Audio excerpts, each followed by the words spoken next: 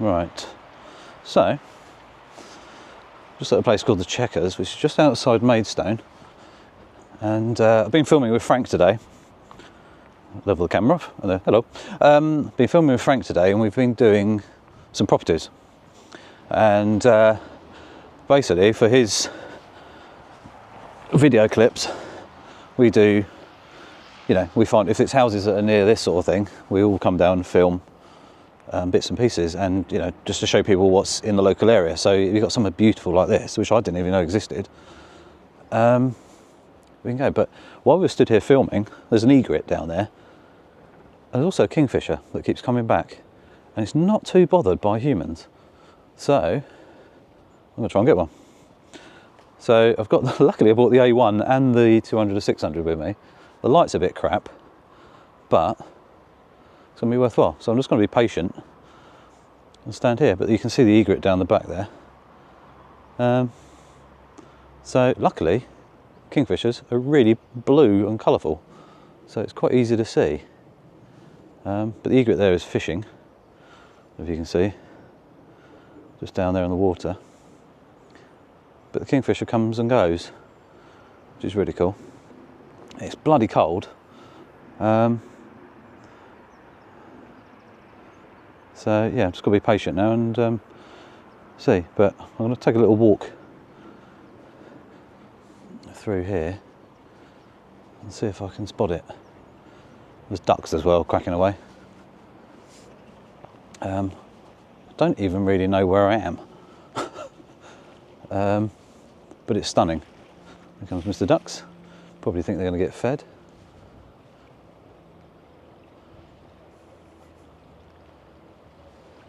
But the kingfisher was sitting on these reeds here earlier. Oh, he's up there in the tree. Just spotted him. That's gonna be, he's actually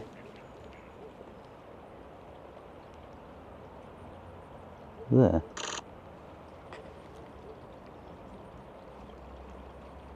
He's there. Never seen a kingfisher sitting in a holly tree before. How mad.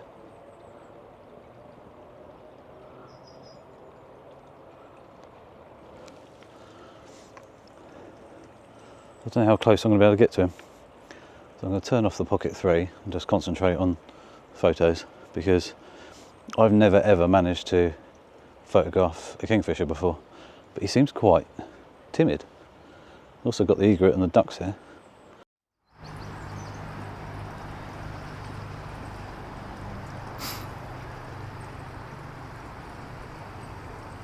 Oh, cool. And that's the kind of shot you want.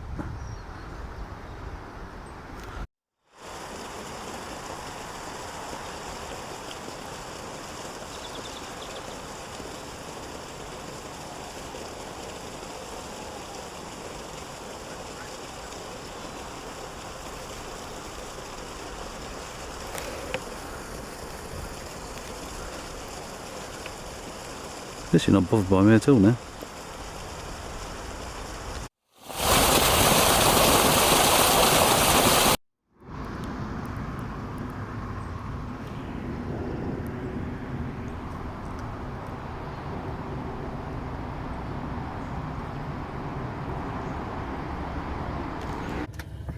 Right, back in the car for the moment.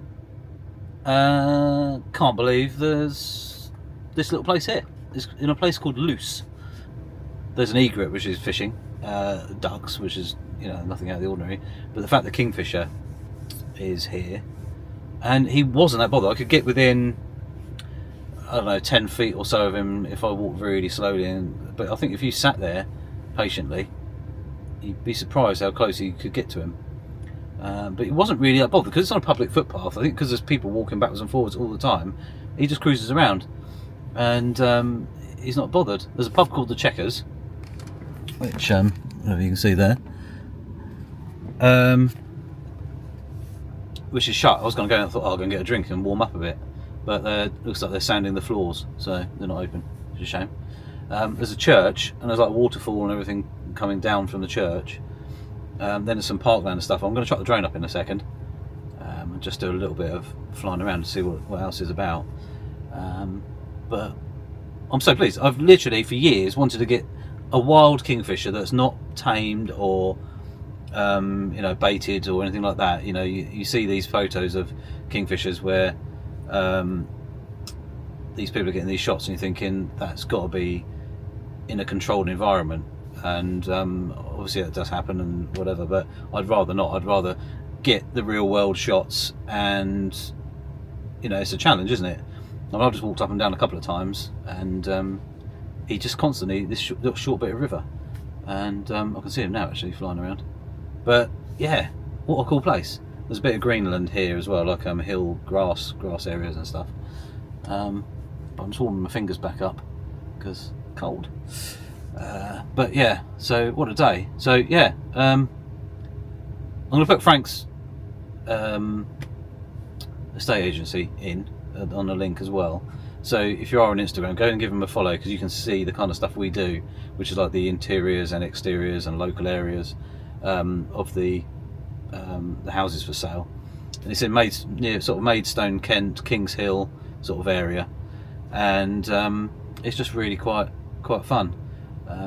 Being out for the day, just filming, doing some funny, and we've done lots of funny takes because it's not easy.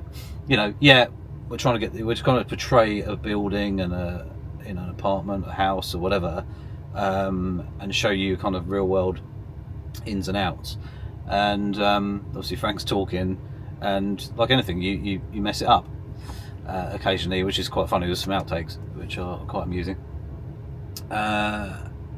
So we finished up here. Frank's had to dash off to another viewing, and I said, stuff it, I'm staying, I'm going to get that kingfisher, and I have. So it's just a real shame that the light is rubbish. It's threatening to snow. In fact, it has been snowing. It was snowing a little bit earlier. So yeah.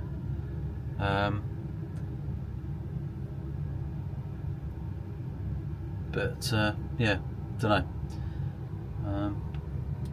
We shall see, really. But there you go. But yeah, I need to get my feeling back in my fingers a bit, because it's not very warm. It's that icy, sort of bitter wind, which isn't very nice. So I had actually put the drone up and flew around the churchyard and over the field and everything. There were some allotments and stuff further up the field as well. But it's quite a picturesque area. So very, very nice little hidden gem, really. Very, very pretty. As you say, the little bit of river there. So photos wise, quite high ISO.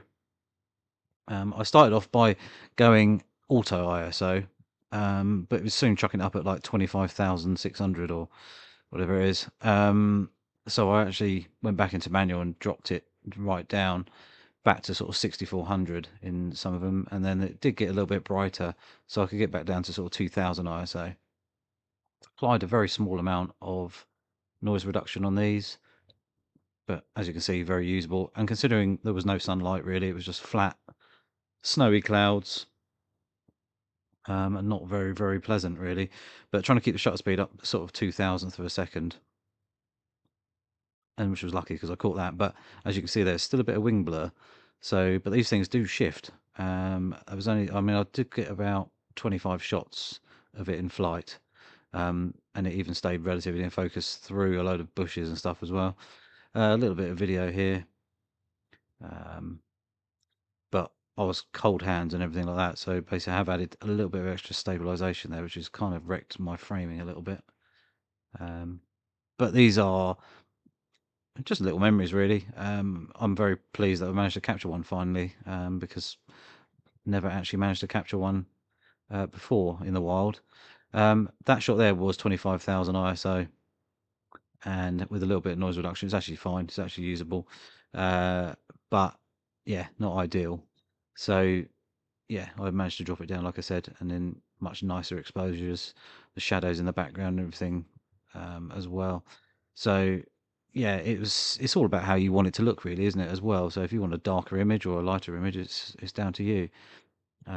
But sometimes you just want it to look moody. Sometimes you want to look it nice and bright. But this shot here was kind of gave me a really wintry feel to it. So that was the shot.